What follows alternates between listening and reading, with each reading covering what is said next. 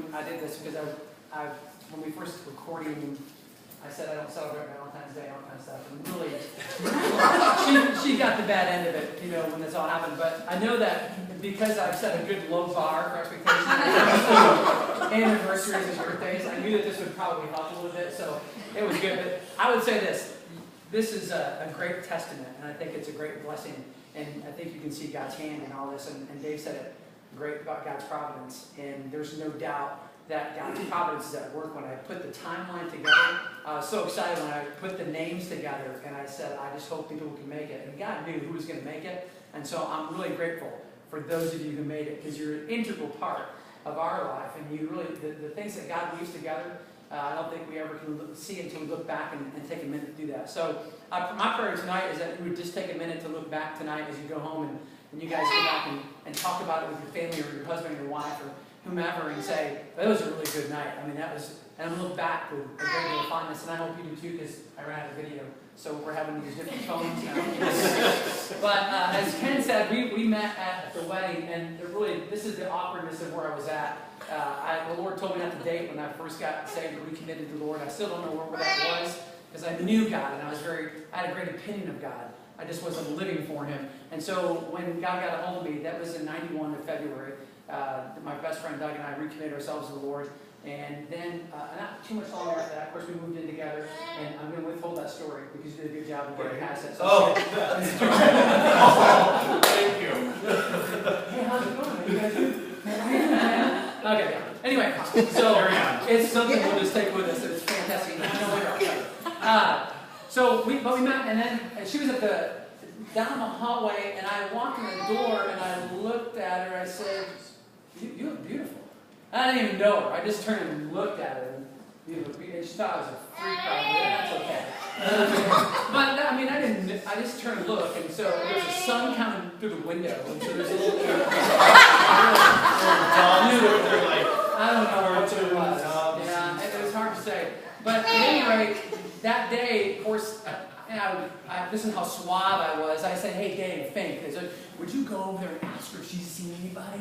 And I just kind of waited by the railing over there, and they, of course, they'll come back, "No, she's not." "Okay, will you go and ask her for if she'd like to go out?" And so I checked the box and all that stuff too.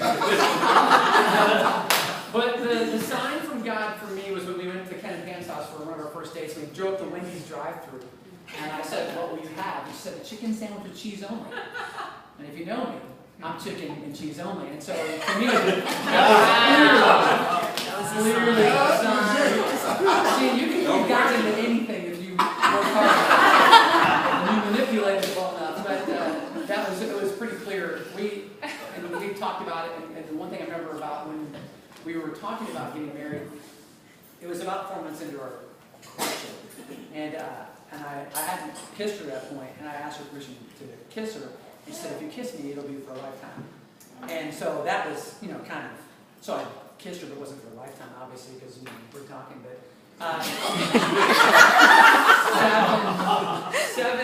7 months after we had met, we were married, and it's so funny that Pop said that, and when he said, I want to pray about it, I was floored. I was at the Yo house when I was on the phone, and I was so nervous, I couldn't even say McGregor. I was going, is Mr. McGregor?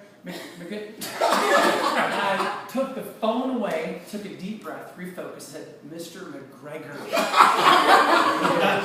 And so I talked to him, and when he said, "I'm going to pray about it," that's just the response you expect from Bob, because he's the godliest man I know and walks in wisdom. I wouldn't have expected anything less from him, like a flippant "yes, you can," but he did want to pray about it, and he did pray about it. And so it was the following Monday, he called and left a message. I think I was probably in class or something. And he said, "I have your permission to marry my daughter." And so that was pretty easy. The main, I'm saying that was the, oh, good. I liked it because Joy, and I think Joy had gotten on over the weekend too, so I helped the spirit move a little bit.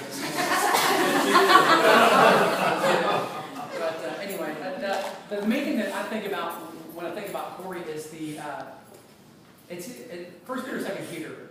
I always have in my mind, but women shouldn't adorn themselves with the stuff on the outside, but with a gentle and quiet spirit. And you may not think gentle and quiet spirit, but what drew me to her was her love for the Lord. I mean,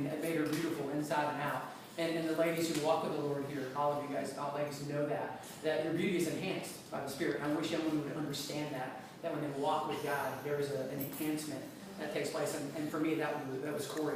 Her beauty was enhanced because she loved God more than she loved me. And that, to me, that was the biggest draw. I knew that I wasn't going to be kicked to the side based on a whim because of who she was and where she was with the Lord. And so that was, for me, that was the biggest selling point. And then I said we couldn't have Christmas trees when we got married. She such a legalist.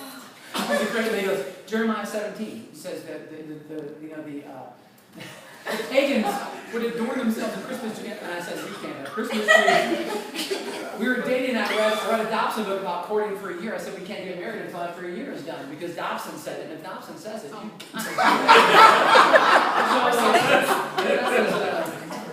was it. But at any rate, been a great 18 years. She is an awesome mom, and she's a great wife. And I'll kick my cover, just no doubt. And there are some great friends here and family, and I'm so grateful for all of you being here. And what a huge role that you play in my wife's life to buttress up who she is, affirm her who she is. And this night to me was for her to know how affirmed she is in what she's done, the impact she's made, and that I can do something like this.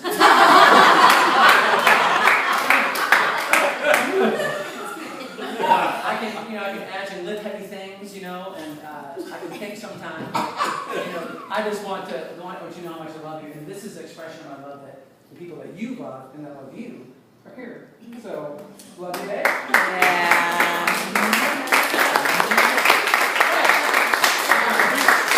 So, I want to pray for you guys tonight, and then we're going to close it up. And I don't know if there's anything else on the table at all. Are we good? We're good to go. Okay.